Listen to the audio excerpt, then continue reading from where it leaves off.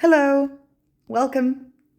This is a little teeny tiny channel I made because around 18 years ago I wrote a story.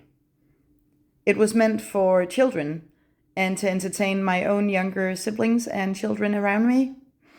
But as time went by, they grew, and now I have 6 or 7 of them. This is the only translated one I have. They're originally written in Danish. But if you like it and share it and comment on it and enough people ask, maybe I'll translate the rest of them. So I'm not going to say much here, but I will read aloud to you the story, the first one, of Wandering Wally. When people walk around up here on the ground, it's not often that we stop to consider what we're stepping on. We don't think about the fact that on and under the ground there is an entire world we don't know about. But you're in luck, because I can tell you something about that. Let me explain to you how I came to that knowledge. When my grandfather was still alive, he had an aquarium filled with sand. In it, he had some ants living there. Whenever I came to visit him, I spent hours looking at these ants, and because I spent so much time watching them, I soon discovered that these ants were unlike any ants I had ever seen before. The ants I had seen in the forest lived above the ground in ant hills, but my grandfather's ants had made themselves kind of a hideaway under all the sand. They lived down there and they never came up from their little cave. One day I finally asked my grandfather why that was, and then he told me something I did not expect at all. These, my lad, are not ants. Actually, they are not related to ants in any way. They're gruffles. What is a gruffle, Grandpa? I asked, and went to sit on his knee. Gruffles are tiny trolls without tails. They are so tiny that they look like ants for anyone who doesn't know about them. In nature, they live in abandoned mole homes and live off wood lice and grass roots. I saved this little family of gruffles a long time ago, and ever since then, they have lived here with me. And so it came to be that I, as a child, started to be very careful not to step on neither ants nor gruffles when I went to the woods. But if I have squished a few over the years, let me take the opportunity to apologize for that. Yeah. But now that I have told you about the gruffles, the time has come to tell you a story about one particular gruffle. The story about Wandering Wally. Wandering Wally lived in a city of gruffles known as Old Moleville. There he lived with his father, who was a woodlice hunter, a very dangerous profession, and his mother, who was really good at making fried woodlice. Apart from them, Wandering Wally had a family of approximately 15,000 siblings, but that's a very small family to a gruffle.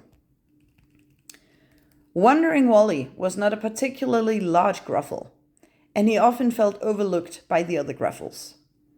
He could often be found sitting on a spruce needle all by himself.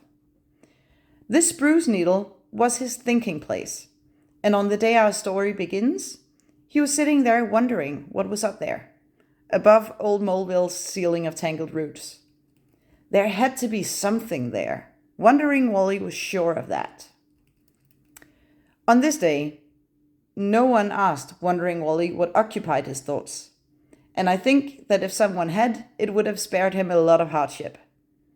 Because at some point, he reached the conclusion that sitting there, just wondering about it, wouldn't get him the answers he wanted. No, something had to be done.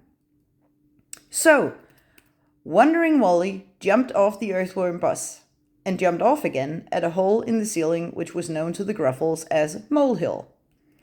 There, he thought, he would be able to climb up. But it was a very long climb. It was higher than 5 inches. So, when Wandering Wally finally reached the top, he wasn't in the mood for looking at anything. He was just about to lie down to get a nap under a leaf when he heard a very strange noise. Frightened, he looked up and saw a weird green guy sitting on a straw of grass, rubbing his legs against each other, thus making the strange noise. Who are you? Wondering Wally asked carefully. Well, what am I?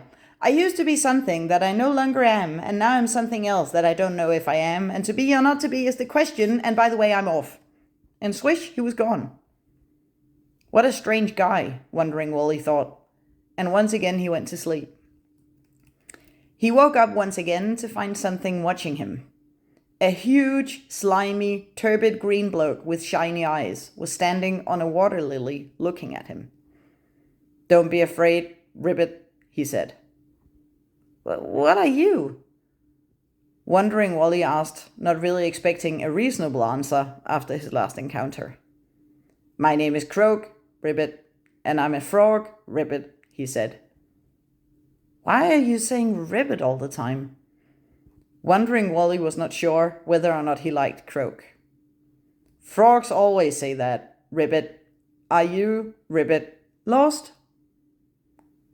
No, Wondering Wally replied, but I come from under the ground, and I would really like for someone to show me around up here. Ribbit. Croak was thinking, well, I don't know whether or not frogs think, but he was silent for a while. Then he looked at Wondering Wally. Sorry, little ant, Ribbit, but I'm a frog, Ribbit, and frogs don't talk to, Ribbit, ants. It needs to be said now that gruffles don't only look like ants to people, but to other animals as well, because of their size. Croak couldn't see that Wondering Wally was not an ant. Obviously, he tried to explain that to Croak, that he was a gruffle and not an ant. But since gruffles normally don't show themselves above ground, the old frog eventually got tired of him, and in the end he just ribbity-hopped the other way. Do you know Croak the Frog? That was the weird green guy from before. I met him, Wondering Wally said. Why? All those questions. Don't you know that if you keep asking questions like that, the questions demand answers, and if the one you ask the questions don't know the answer, all kinds of trouble breaks loose. And swish, he was gone again. Wondering Wally was starting to feel really confused now. Everything up here was huge. And there were so many colors, smells, and shapes up there. It made it hard to wrap your head around. Wondering Wally couldn't find a spruce needle, so he had to make do with sitting up against the straw to give it some more thought. He very quickly got back on his feet, though, because suddenly it turned very dark where he sat. And when he looked up, he saw something very big heading straight towards him from somewhere up high. He now had two choices. He could jump back into the molehill, which he was still standing next to, or he could stay put and end up as flat as a woodlouse pancake. So he did what he thought best. He jumped, and he was back in Old Moleville with a thud. On the way back to his spruce needle, it occurred to him that no one had realized he'd been gone. Or that was the way it looked, until his mom came waddling towards him. Oh, my poor little Gruffle, where have you been? You just about gave me the creeps.